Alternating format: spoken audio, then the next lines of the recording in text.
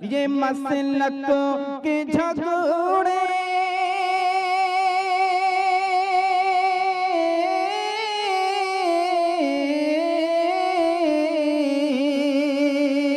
ये मसलक के झगड़े ये आपस की रंजिश, ये मसलक के झगड़े ये आपस की रंजिश न प्रोग्राम को आगे बढ़ाने की कोशिश में हूँ। इससे पहले जो मेहमान तशरीफ लाए हैं, जो बाज़ाब्ता प्रोग्राम सुनने के लिए आप तशरीफ फरमा हैं, उससे पहले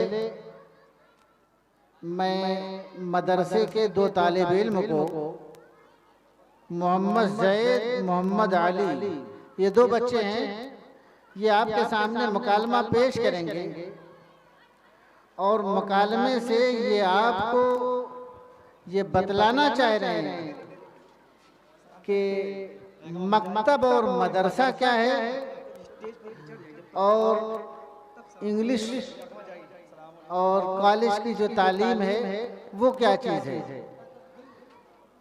दोनों बच्चे तशरीफ़ ला चुके हैं, ये आपके सामने एक मुकालमा शानदार अंदाज में पेश करना चाह रहे हैं। मुझे उम्मीद है कि आप लोग लुत्फ़अंदोज़ होंगे। मोहम्मद ज़ैद, मोहम्मद अली, स्टेज पे आ जाओ, स्टेज पे।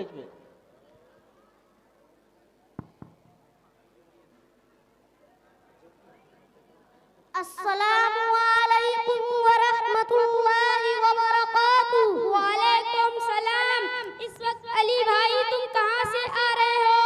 मैं इस वक्त अपने मकतब ज़ियाउल उलूम मदारपुर से दीनी तालीम हासिल करके आ रहा हूँ। और आप ज़ैद भाई कहाँ से आ रहे हो? मैं भी अपने इंग्लिश स्कूल से अभी पढ़कर आ रहा हूँ। देखो मैंने कितना अच्छा यूनिफॉर्म पहना है।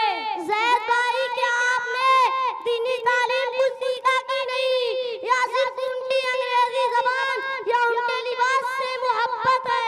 दीनी तालीम तो हासिल नहीं की, लेकिन मुझे भी दीनी तालीम की थोड़ी सी मालूमात है।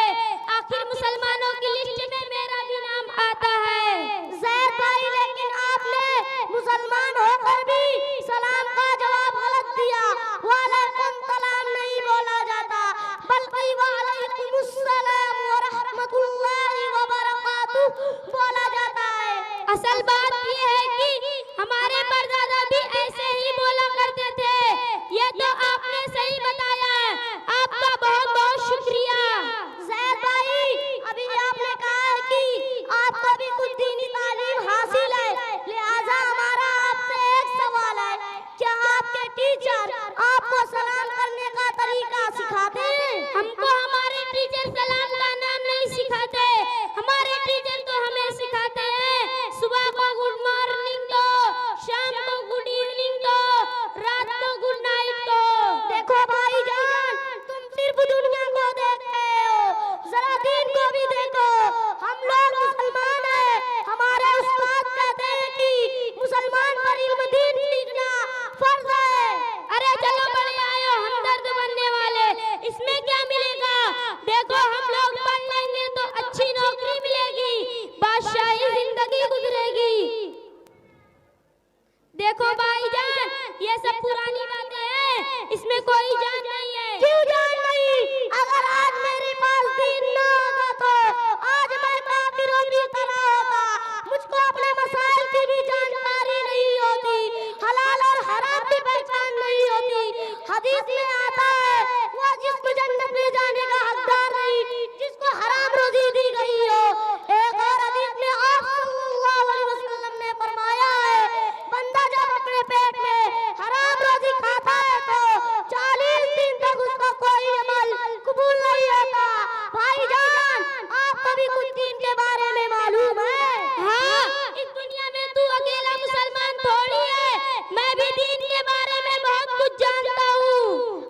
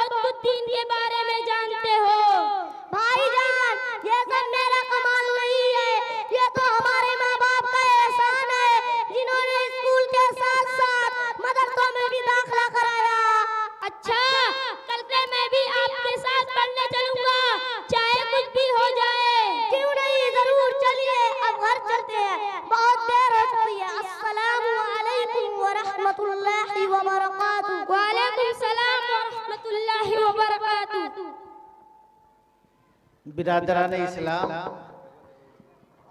ये दोनों मदरसे के तालिब इल्म हैं और इन्होंने आपको एक सबक बतलाया कि बच्चे को आप कितनी ही ऊंची तालीम दे लें, कितनी बड़ी यूनिवर्सिटी और कॉलेज में उसका दाखिला करा दें, लेकिन मजहबी तालीम और बुनियादी तालीम जरूरी है। इस बच्चे ने जो गुस्ल के अंदर 5 फर्ज बतलाए हैं, मुझको भी हंसी आई, लेकिन मैं सच्ची बात बतलाऊं, ये तो असातिज़ा ने मेहनत करके इन बच्चों को तैयार किया है। मौलाना मुस्तकीम साहब बस्तवी, ये प्रोग्राम में मैं शामिल था और वो बयान कर रहे थे कि इसी यूपी के अंदर सख्त ठंडी थी और हमारी जमात चल रही थी, और जमात में चलते चलते मुसलमान है, हमने उससे पूछा कि गुस्ल में कितने फर्ज हैं, तो उसने साफ लफ्जों में कहा 4। मौलाना मुस्तकीम साहब बस्तवी, जिन्होंने पूरी जिंदगी तबलीग में अपना पूरा वक्त लगाया था, पूरा वक्त सर्फ कर दिया था, वो बयान कर रहे हैं कि हमने पूछा 4 फर्ज भैया कहाँ से, तो उसने कहा कि तौलिया, साबुनदानी, गर्म पानी, पूरे बदन पर पानी पानी। इन बच्चों को तैयार किया गया है, लेकिन आज कौम में ऐसे लोग मौजूद हैं। और दोस्तों, आज पूरी दुनिया, आज की जो टेक्नोलॉजी दुनिया है, जिसको आप तरक्की याफ्ता दौर शुमार कर रहे हैं, खुदा की कसम खा के कह रहा हूं, जहां पे साइंस की इंतहा होती है वहां पे हमारी इब्तिदा होती है। जहां पे साइंस खत्म हो जाती है, इस्लाम वहीं से शुरू होता है। एक आदमी, मैं बंबई में जब पढ़ा रहा था, एक प्रोग्राम में मैं इस तरह से बोल दिया, एक साहब खड़े हुए, उन्होंने कहा आपने तो साइंस को अमलिया मेड कर दिया, कैसे? मैंने कहा जहां पे साइंस की इंतहा होती है, इस्लाम की वहां से इब्तिदा होती है। और नोट कर लीजिए दोस्तों, अगर कुरान दुनिया में न होता, सरकारे दो आलम सल्लल्लाहु अलैहि वसल्लम की तालीमात दुनिया में ना ही होती, साइंस का वजूद न होता।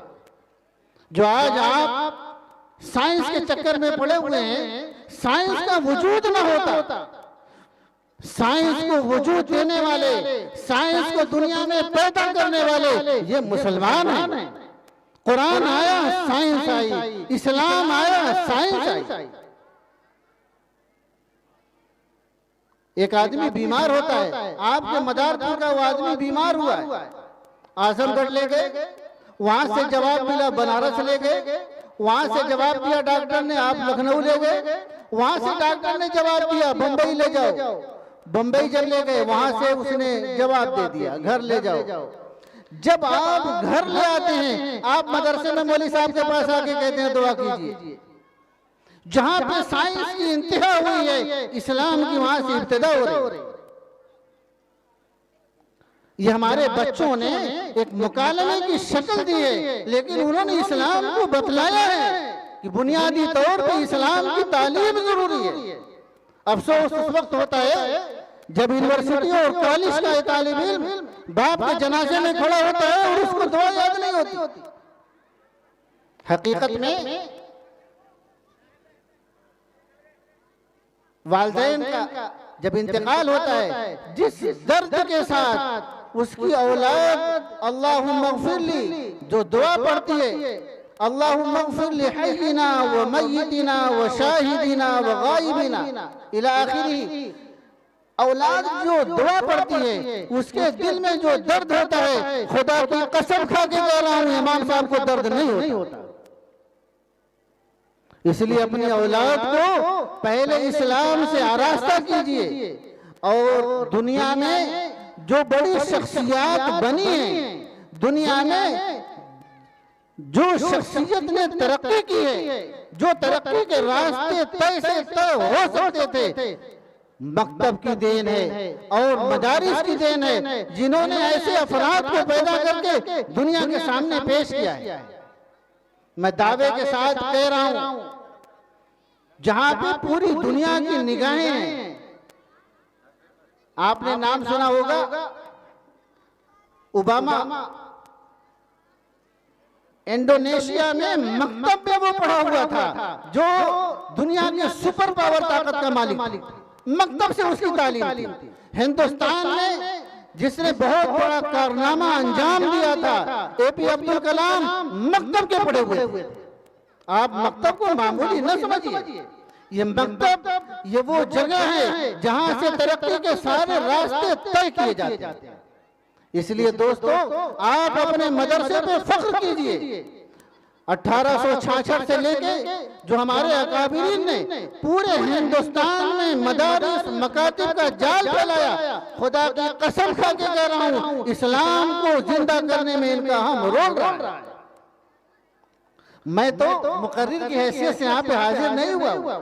अभी आपके सामने हमारे 16 बयां मुकर्रिर शानदार बयान करने वाले मौजूद हैं। वो आपके सामने भी तफसील बात करेंगे कि हमारे मदारिस ने कौम को क्या दिया। कुरान करीम में अल्लाह जल्ल शानहू इरशाद फरमा रहा है, इन्ना नहनु नज़्ज़लना ज़िक्र व इन्ना लहू लहाफ़िज़ून। अल्लाह जल्ल शानहू इरशाद फरमा रहे हैं कि हमने कुरान को उतारा है, हम इसकी हिफाजत करने वाले हैं। यहाँ पे जो लोग अरबी को जानने वाले हैं और हमारा जो इलाका है तकरीबन अरबी को समझने वाला है, कुरान करीम में अल्लाह जल्ल शानहू ने जहाँ पे कुरान का तज़किरा किया है और उसकी हिफाजत का तज़किरा किया है, तो जो सेगा इस्तेमाल किया है वो जमा का सेगा इस्तेमाल किया है। हालांकि अल्लाह जल्ल शानहू एक है, वाहिद है। इन्ना नहनु नज़्ज़लना ज़िक्र, नज़्ज़लना इस्तेमाल किया है, नहनु इस्तेमाल किया है, अना का इस्तेमाल नहीं किया है। व इन्ना लहू लहाफ़िज़ून, यहाँ पे भी जमा का इस्तेमाल किया है। ये हमको बतलाना है अल्लाह जल्ल शानहू को कि जो मदारिस की शक्ल में, मकातिब की शक्ल में जो इदारे काम कर रहे हैं, ये सारे के सारे कुरान पाक की हिफाजत करने वाले।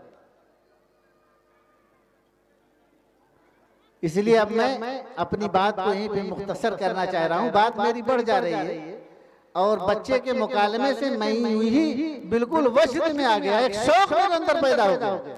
तो मैंने थोड़ी सी कुरान पाक पे रोशनी डाल दी।